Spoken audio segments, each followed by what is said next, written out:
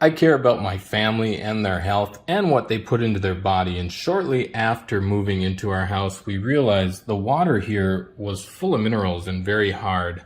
So that is why we purchased the Waterdrop G3 reverse osmosis system.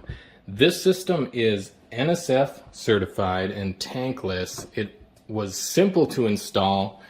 Put in here it's very simple instructions on how you hook it up to your current water system. There are a few different versions depending on how much water you want to come out at a time. The 400 GPD did great for us, so the water just comes out there and it is installed, excuse me for my sideways camera, installed right here below the sink. You do need an outlet for it to work, but otherwise now we are happy to treat our family to nice, clear, reverse osmosis water.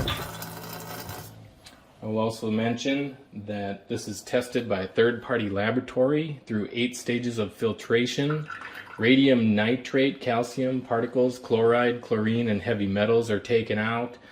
91.9% is the hexavalent chromium reduction rate, which is certified. So there you have it. That is the Waterdrop Reverse Osmosis G3 system.